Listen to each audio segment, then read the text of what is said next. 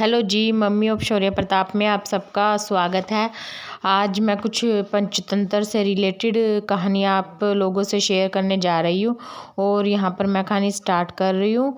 रूपक सेठ की धुन। चलिए कहानी स्टार्ट करते हैं।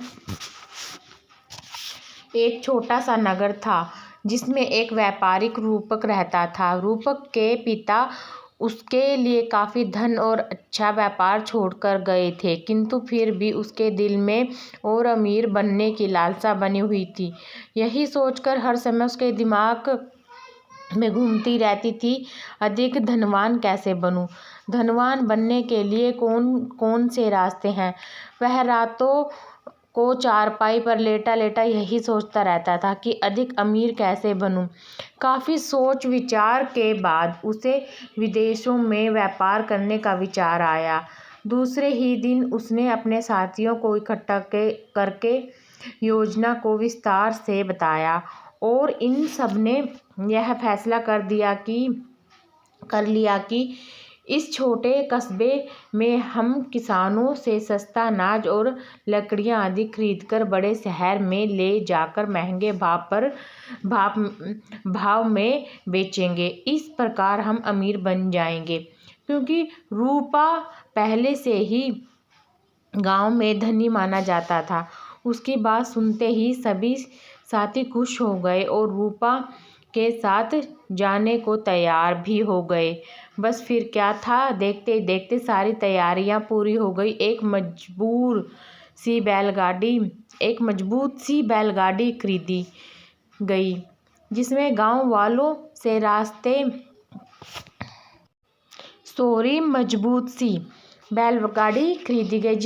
वालों से सस्ते दामों पर माल खरीदकर भर लिया गया। अब गाड़ी को खींचने के लिए बढ़िया बैल खरीदे गए। इस प्रकार से रूपा सेठ अपने साथियों के साथ उस माल से भरी बैलगाड़ी को लेकर शहर की ओर चल पड़ा। बैलगाड़ी पर बोझा कुछ अधिक लाद दिया गया था, जिसका फल यह निकला कि घने जंगल में जाकर एक बैल मूर्छित होकर गिर पड़ा। उसकी एक टांग भी टूट गई। इस प्रकार रूपा और उसके साथी काफी चिंतित हो गए।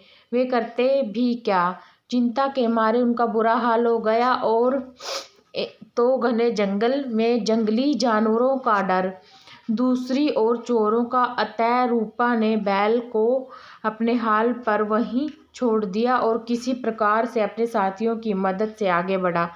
दूसरी ओर जख्मी बैल जंगल की हरी भरी घास और ताजी हवा खाकर दिन प्रतिदिन ठीक होता गया।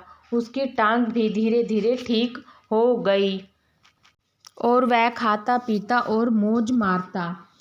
रात को किसी वृक्ष के नीचे जाकर सो जाता। इस प्रकार कुछ ही दिनों में वह काफी मोटा ताजा हो गया। उसे देखकर ऐसा लगता था कि जैसे वही वास्तव में जंगल का राजा हो गया। कुछ ही दिनों में पिंगलक नामक सिंह पानी पीने नदी के पास आया। तभी बैल ने जोरदार हुकार भरी, जिसमें सारा जंगल गूंज उठा। पिंगलक सिंह ने इतनी भयंकर आवाज पहले कभी नहीं सुनी थी। वह घबरा गया और बिना पानी पिए ही वहां से भाग खड़ा हुआ। उसे देखकर दूसरे जंगली जानवर भी भाग खड़े हुए। उसी जंगल में वह सिंह के मंत्री के दो पुत्र करटक और दमनक रहते थे। वे अपने राजा का पूरा आदर करते थे। जैसे ही उन्होंने सिंह को नदी से प्यासा लौटते देखा तो दमनक बोला, भाई करटक, हमारा स्वामी तो नदी किनारे से प्यासा ही लौट आया। अब वो बेचारा बड़ा शर्मिंदा हुआ बैठा है। जंगल का राजा होकर वह पानी भी नहीं पी सका। करटक बोला, भाई दमनक, हमें भला इन बातों से क्या लेना। बड़े लोग कह गए हैं, जो भी दूसरों के काम में बिन मतलब अपनी टांग अड़ाता है वह बेमौत मरता है। जैसे एक कील उखाड़ने वाले बंदर की कहानी तुमने सुनी रखी होगी। नहीं भैया, मैंने तो उसकी कहानी नहीं सुनी। तो पहले यह कहानी सुन लो। देखिए जी, यहाँ पर ना कहानी का फर्स्ट पार्ट तो ख़त्म होता है और सेकंड पार्ट कहानी का हम कल लेके आएंगे। अभी कहानी को कंप्लीट होने में टाइम है, मतलब काफ़ी बड़ी कहानी है। अगर एक ही उसमें मैं आप लोगों को सुनाऊंगी तो कंप्लीट नहीं हो पाएगी।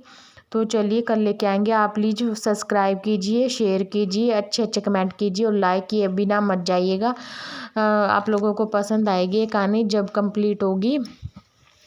तो प्लीज़ मेरे कहानियों को इसी प्रकार आप प्यार दीजिए। धन्यवाद जी।